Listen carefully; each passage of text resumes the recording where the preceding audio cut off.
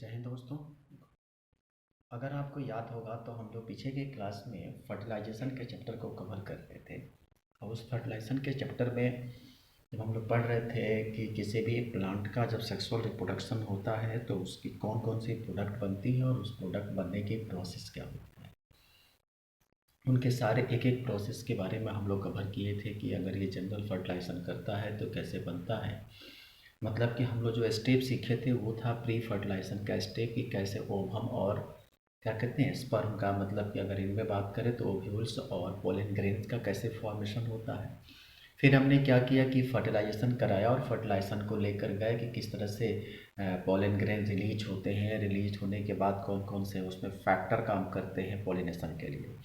फिर उसके बाद जब हम लोग ये सब कवर कर लिए तब अब उसके बाद जब पॉलिनेशन हो गया, ठीक है, पोलन ग्रेन कैसे पहुंचते हैं ये सारी जब हम प्रोसेस सीख लेते हैं तो इसके बाद की जो स्टेप आती है वह आती है किसकी, पोस्ट फर्टिलाइजेशन का। अब देखो प्री फर्टिलाइजेशन तो फॉर्मेशन होता है पोलन ग्रेन और ओव्यूल का। फर्टिलाइजेशन क्या होता है कि पोलन ग्रेन और ओव्यूल आपस में जब मिलते हैं तो वो प्रोसेस कहलाती है फर्टिलाइजेशन। ठीक है, हम मिला दिए आपस में। अब जैसे ही जो कि प्लांट में आपको पता है कि प्लांट एक ऐसा मतलब कि लिविंग थिंग्स होता है जिसके अंदर डबल फर्टिलाइजेशन की प्रोसेस होती है। ठीक है, डबल फर्टिलाइजेशन होता है और ट्रिप्लोइड न्यूक्लियस का फॉर्मेशन होता है। आप कहते हैं कि डबल फर्टिलाइजेशन कहाँ होता है, तो हमने कहा था कि एक जो होता है उसके लोअर हिल यानी कि चैनल जैसे एंट्री करते हैं तो वहाँ पे जो माइक्रोपाइलर एरिया होता है जहाँ पर एग सेल पाए जाते हैं वहाँ आपका पहला फर्टिलाइजेशन होता है। अगर आपको याद होगा तो हमने कहा था कि अगर मान लीजिए कि ये एक ओव्यूल सेक है और इस ओव्यूल सेक में यहाँ से जो है वो पोलन ट्यूब आ रहा है जिसको हम लोग स्टाइल करते हैं, और ये जो एरिया होता है वो उसका फ्यूनिकल का एरिया होता है। किसका एरिया होता है, यहाँ पे जो होता है वो फ्यूनिकल सेल पाए जाते हैं और यहाँ पे दो फिल्ली फॉर्म सेल पाई जाती है और यहाँ पर एक एग सेल पाया जाता है। ठीक है, यहाँ पे अगर आप देखते हैं तो ये इसका एरिया जो होता है उसको हम कहते हैं ये इसका चैलेजल एरिया होता है। कौन सा एरिया होता है, ये इसका चैलेजल एरिया होता है। ये इसका जो होता है वह माइक्रो पाइलर एरिया होता है। कौन सा, माइक्रो पाइलर एरिया होता है। ठीक है, और यहाँ से जो पोलन, चूंकि यहाँ पे क्या होता है कि आप अगर देखोगे तो यहाँ पे जो है वह आपका स्टिग्मा पाया जाता है। ठीक है, और इस पे जो होते हैं वो आपके ये एरिया कौन सा होता है, ये आपका स्टिग्मा होता है और इस पर आते हैं आपके पोलन ग्रेन्स। कौन आते हैं, पोलन ग्रेन्स आते हैं। ठीक है, अब इसके बाद जो होते हैं ये इसको हम लोग कहते हैं एस्टाइल, जिसको हम लोग या तो क्या नाम देते हैं, पोलन ट्यूब भी नाम देते हैं। ठीक है, अब ये पोलन ग्रेन जब यहाँ से चलता है तो चलने के बाद ये धीरे धीरे यहाँ पहुँचता है और यहाँ पहुँचने के बाद ये एरिया इसकी फ्यूनिकल्स कहलाती है। ठीक है, और ये जो एरिया होता है उसको हम लोग कहते हैं फ्यूसिफॉर्म। क्या बोलते हैं हम लोग, फ्यूसिफॉर्म पार्ट होता है। ठीक है, और यहाँ पे फ्यूसिफॉर्म क्या करता है, ये गाइड करता है किसको, पोलन ग्रेन को। ध्यान रखेंगे ये गाइड करता है पोलन ग्रेन को। ठीक है, इसके अंदर जो होता है वो न्यूक्लियस होता है और इसके सेंट्रल, ये इसका कौन सा पोर होता है, ये इसका सेंट्रल पोर होता है और इसके यहाँ पे भी जो होते हैं वो दो न्यूक्लियस होते हैं। तो हमने कहा था कि एक अगर एंजियोस्पर्म का प्लांट हो तो एक एंजियोस्पर्म के प्लांट में 7 सेल होते हैं और 8 न्यूक्लियस पाए जाते हैं। ठीक है, 7 सेल और 8 न्यूक्लियस जो होते हैं वो पाए जाते हैं। अब यहाँ से जब पोलन ग्रेन आया, अब देखो फॉर्मेशन हुआ पोलन ग्रेन का या ओवम का फॉर्मेशन, तो उसे हम लोग कहते हैं क्या चीज़, प्री फर्टिलाइजेशन। जब ये पोलन ग्रेन यहाँ आकर इनके साथ अब फर्टाइल कर दिया, ठीक है, तो फर्टाइल करेगा तो दो चीज़ बनाएगा, एक ओवम बना, एक ओवम तो फर्टाइल किया और एक ओवरी का पूरा सेक्शन है।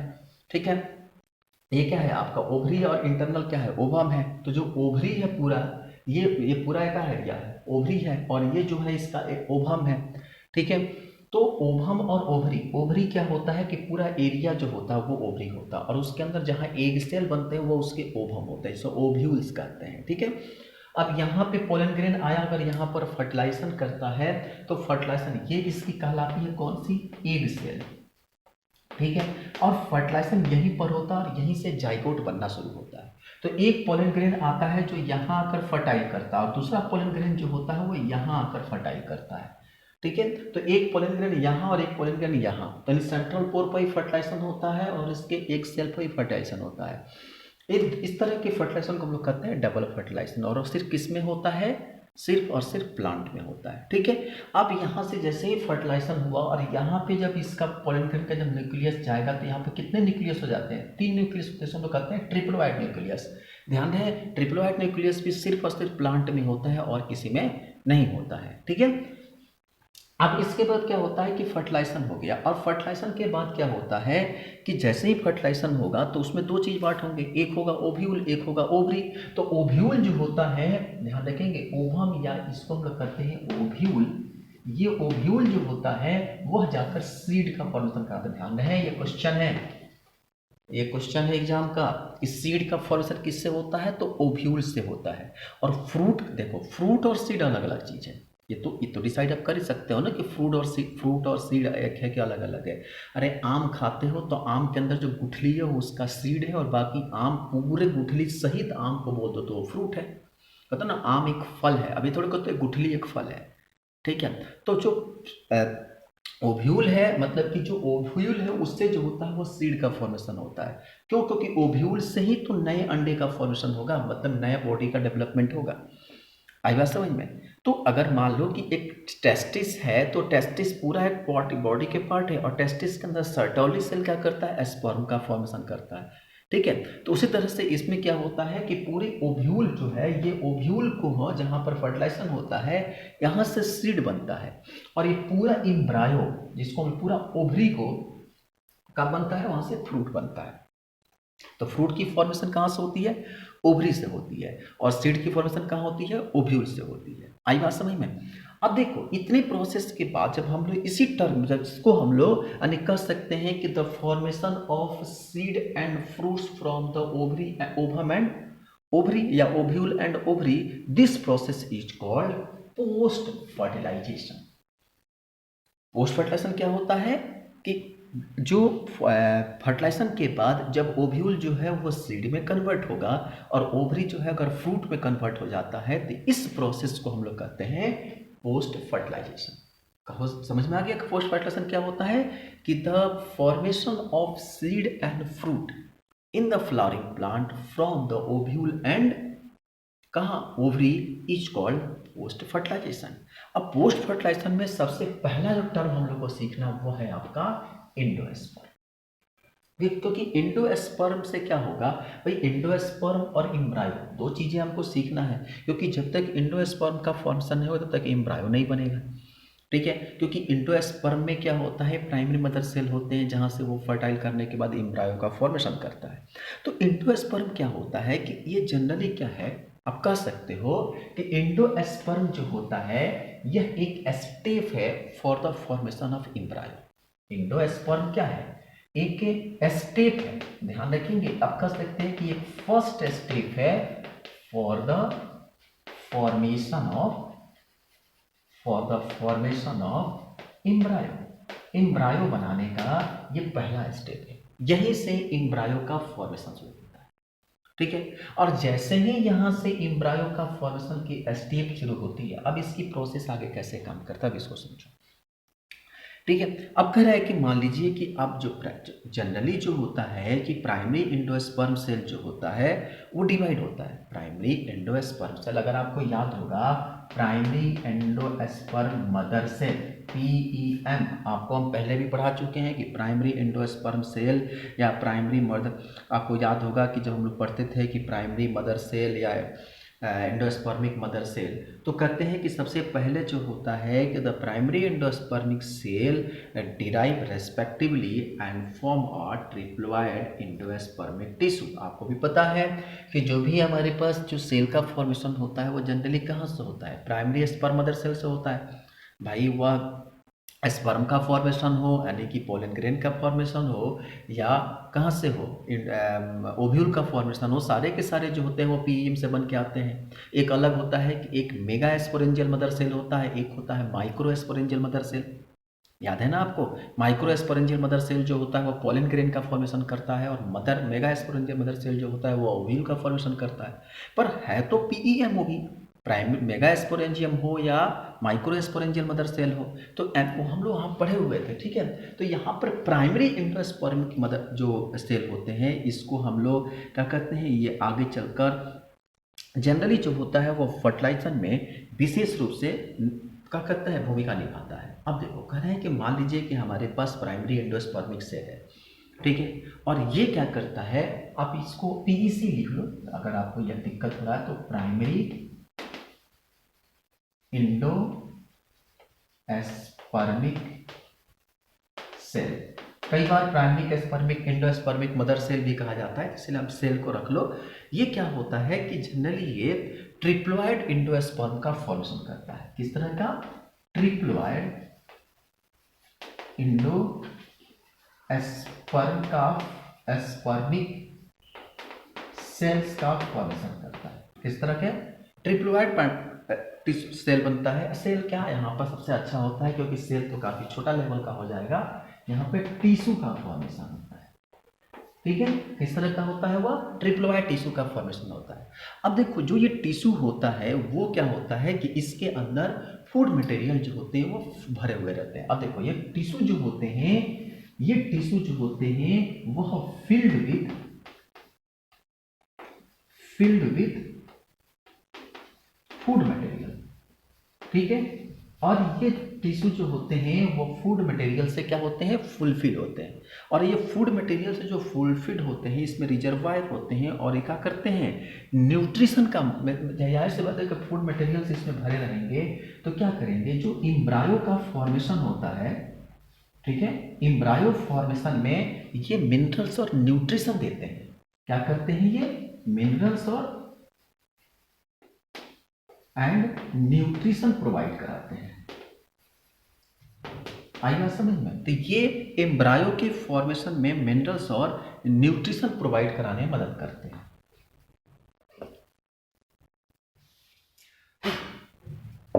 क्या करते हैं?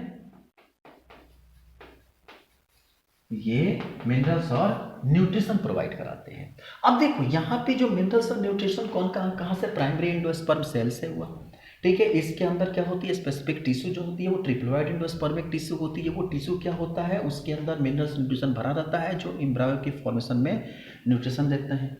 अब देखो जितने भी खास करके जो प्राइमरी एंडोस्पर्मिक न्यूक्लियस होते हैं, ध्यान रखेंगे, PEN, क्या है ये? प्राइमरी एंडोस्पर्मिक न्यूक्लियस, ठीक है।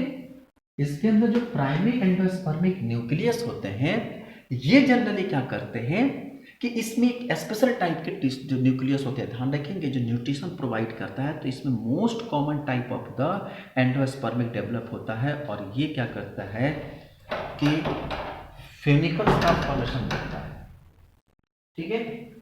इसमें क्या होता है कि फ्यूनिकल्स का फॉर्मेशन होता है।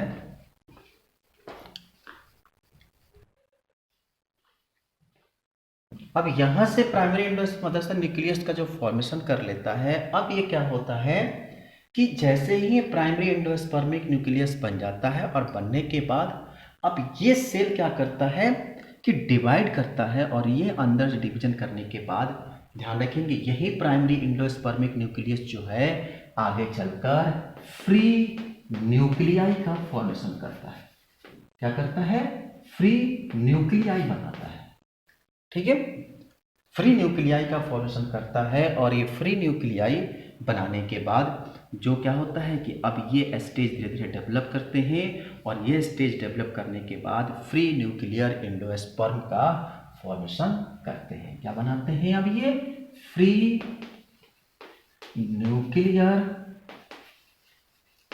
एंडोस्पर्म। तो पहली चीज क्या हुआ कि इसी जो डिवीजन हो रहा था एम्ब्रायोनिक सेल का, उसमें एक स्पेशल टाइप की टिश्यू बनती है जिसे हम लोग कहते हैं प्राइमरी एंडोस्पर्मिक न्यूक्लियस। ये डिवीजन होता है, और डिवीजन होने के बाद फ्री न्यूक्लियर बनाता है, और फ्री न्यूक्लियर जो होता है वो एक एंडोस्पर्म का फॉर्मेशन करते हैं, हम लोग कहते हैं फ्री, क्या कहते हैं? Free nuclear endosperm. अब देखो जो फ्री न्यूक्लियर एंडोस्पर्म का फॉर्मेशन हो गया, ठीक है, अब ये क्या करता है कि बाद में चलकर उस फ्रूट का सेल वॉल बनाने में मदद करता है। क्या करता है ये? फ्रूट्स के जो फ्रूट्स हैं उसके सेल वॉल बनाने में हेल्प करता है।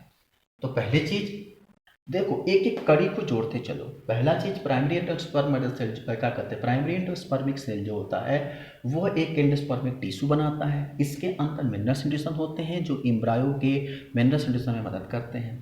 दूसरा स्पर्म होता है, सब लोग कहते हैं पीईएम, प्राइमरी एंडोस्पर्मिक न्यूक्लियस। ये फ्री न्यूक्लियाई बनाता है जो क्या करता है, फ्री न्यूक्लियर एंडोस्पर्म का फॉर्मेशन करता है, और ये जो आगे चलकर सेल वॉल बनाने में यानी कि फॉर्मेशन में मदद करता है।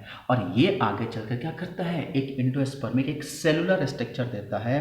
क्या करता है ये, और ये एक एंडोस्पर्मिक यानी कि एक सेलुलर स्ट्रक्चर बनाने का काम करता है। अब देखो जो नंबर ऑफ जो फ्री न्यूक्लियस होते हैं, ठीक है, जो नंबर ऑफ फ्री न्यूक्लियस जो होते हैं वो क्या करते हैं कि क्या करते हैं, सेलुलर ऑर्गेनाइजेशन से पहले इनकी नंबर जो होती है वो अलग अलग होती है। ठीक है, तो हमेशा ध्यान रखेंगे फ्री न्यूक्लियस का फॉर्मेशन जो होता है सेलुलर ऑर्गेनाइजेशन से पहले होता है, before the cellular organisation, before the cellular organisation. तो सेलुलर ऑर्गेनाइजेशन से पहले जो होता है वह इसका फॉर्मेशन होता है।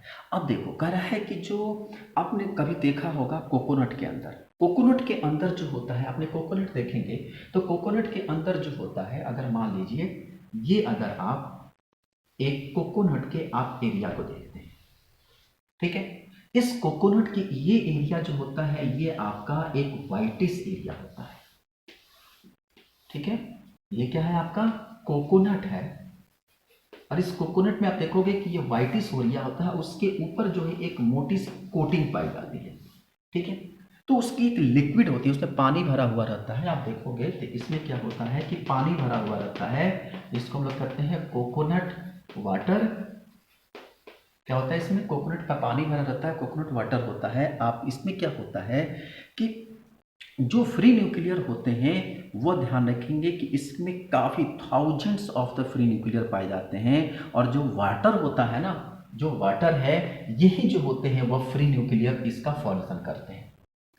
फ्री न्यूक्लियर जो एंडोस्पर्म है वो कोकोनट के वाटर फॉर्मेशन में मदद करते हैं, और जो सराउंडेड एरिया होता है वह आपका सेलुलर एंडोस्पर्मिक एरिया होता है। ठीक है, तो एक फ्री न्यूक्लियर एरिया बन गया और एक कौन सा बन गया, सेलुलर न्यूक्लियर। तो जो वाटर कोकोनट वाटर होता है वो उसका फॉर्मेशन करता है फ्री न्यूक्लियाई, और जो सीड होता है, जो बाकी कोटिंग यानी सेलुलर एरिया होता है सराउंडेड, जो व्हाइट कलर की क्या होती है, एक कर्नल होती है ना, ये कैसी होती है, एक व्हाइट कर्नल होती है, व्हाइट कर्नल होती है।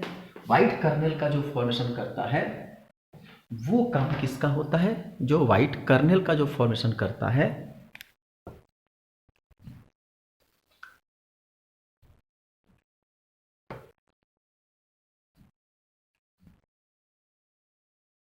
ठीक है, जो व्हाइट कर्नल का फॉर्मेशन करता है, ये व्हाइट कर्नल का जो होता है वो सेलुलर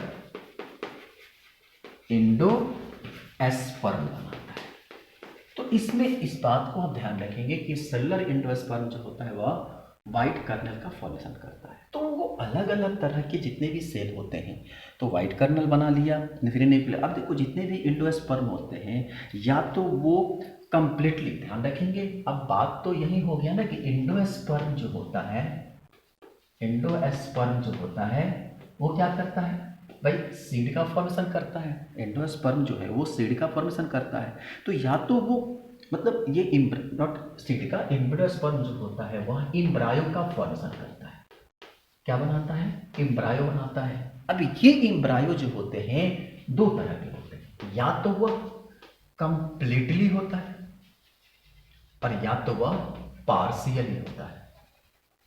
क्या होता है, या तो वो कंप्लीटली एम्ब्रायो का फॉर्मेशन कर लेता है या तो वह पार्शियली एम्ब्रायो का फॉर्मेशन करता है। ठीक है, अब देखो इसको, तो जो पार्शियली एम्ब्रायो और कंप्लीटली एम्ब्रायो, इसकी कंसेप्ट क्या होती है, तो कहा कि अगर मान लीजिए कि जैसे में अगर पी ग्राउंड नट और बीन्स, जैसे में पी